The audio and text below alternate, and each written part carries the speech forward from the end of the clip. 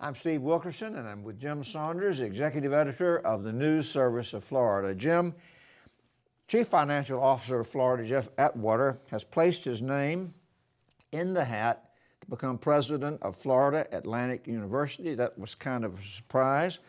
Let's talk about the possible ripple effects of that decision. First of all, what's the likelihood of his being appointed, and who else have put their names in the hat? Well, this did come as a surprise. Jeff Atwater was expected to pretty easily win re-election in the fall.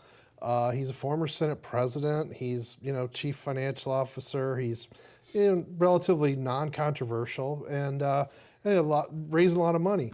He, this kind of came out of the blue a little bit. There's couple other high-profile candidates. George Lemieux, a former U.S. senator, has applied, as well as Jeremy Ring, who's a state senator from down in Broward County. He's a Democrat, but he's a moderate Democrat, and he has a lot of support among business folks, just generally. So, there's a couple other high-profile people who want this job. Well, any idea about the timetable? When will the decision likely be made? It sounds like it's going to be relatively soon. Maybe by the end of this month, into January, and later in January. And like you said, it will have could have all kinds of ripple effects if Jeff Atwater is actually the selection. Going back to what you asked about, he's a very methodical person. He doesn't make decisions lightly. So you have to think that he's got some indication that he's a very serious candidate for this job. He's from Palm Beach County. He's he represented that area in the legislature. He's lived there for years and years. So it would be sort of like going home to him as well. So you got to figure he's a pretty serious candidate for this. Well, okay, let's say he gets the job. Okay, who might run for CFO? Well, this is all sort of fresh and new, so we're kind of, there's just rumors flying around at this point mostly. But, a couple of names have been tossed out have been House Speaker Will Weatherford and Senate President Don Gates. They're in sort of different places in their political lives. I mean, Weatherford's a young up-and-comer in the Republican Party, and I have no doubts that the Republican leadership would like him to, find some place to go after he becomes House Speaker to keep that, his rise in the party going. Gates, on the other hand, is an older, he's not old, but I mean he's older, and he's had a very successful business career. He's risen to be Senate president, and he's someone who would probably be very qualified for the job. One other name that's kind of floated around a little bit is Seth McKeel, who's a state representative from Lakeland. He is the House Appropriations Chairman, so he's got a lot of clout in the House right now. And there was speculation that he would run for that CFO's job after Atwater left office, which was thought to be 2018.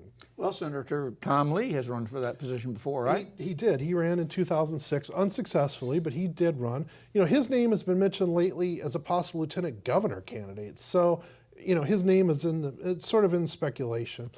Personally, I think one of the really interesting things to see is if Jeff Atwater leaves the CFO's office and becomes the FAU president, whether the Democrats will put up a viable candidate for that job.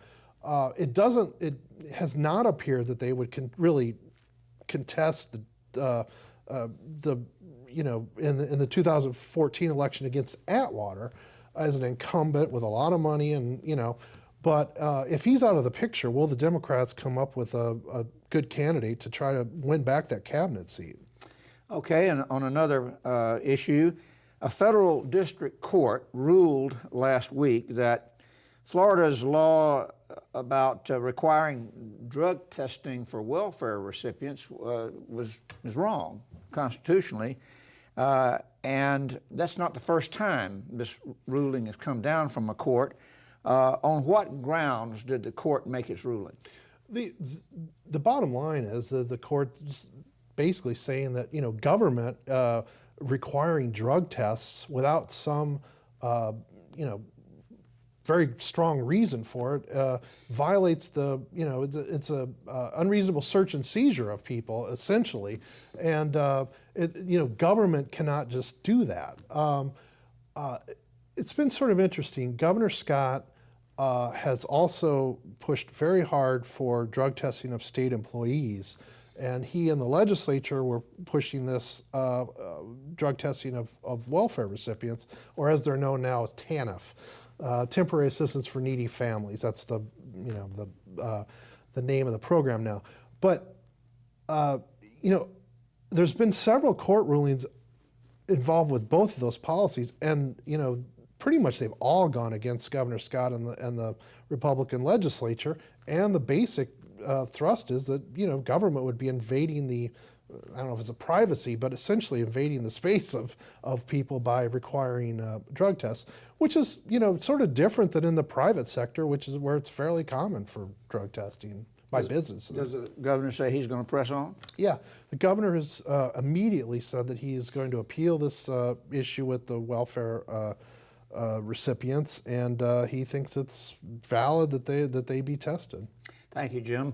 For more news about Florida politics and government, visit the Advances section of our website.